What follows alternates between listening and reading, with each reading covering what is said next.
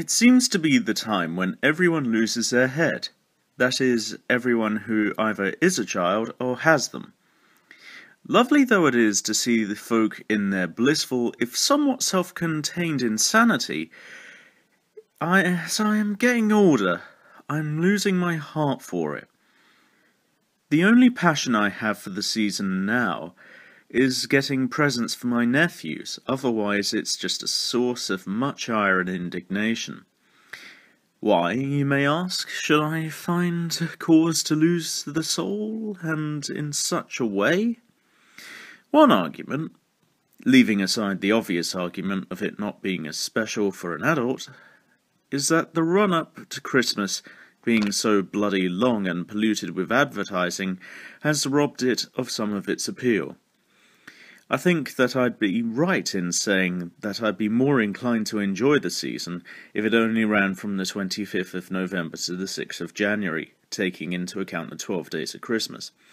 Because when it starts in mid-August and goes on for nigh on 5 months, you'd want it to be over by November. Some may argue that advertising is not superfluous, to which I retort that the only reason it seems that way is because it is more spread out.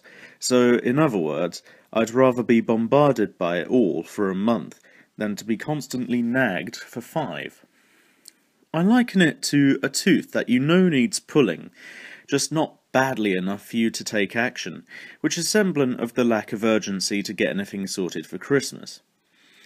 This is the only instance in which I would rather Christmas resemble an infected jaw or something that you know needs doing right away.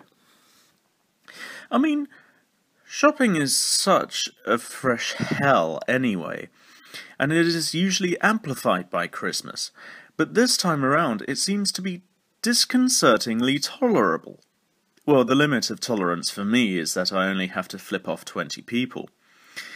It would be easy to blame the advent of online shopping for this, as it undoubtedly has provided the couch potatoes of the world with an escape route from such madness. But for once, I believe that it is not to blame for the lack of cheer. Like I said earlier, the elongated lead-up to Christmas by the good people of advertising has probably made people that fed up that it doesn't bear thinking about. What does that say of the commercialization of Christmas? Maybe it has become so overblown that even the target audience want to tell the people informing them of such fantastic offers to fuck off. Good luck to them. Their efforts, while probably futile, won't be a seldom repeated sentiment. The only power people would have over these charlatans in their ivory towers would be to stop funding the madness.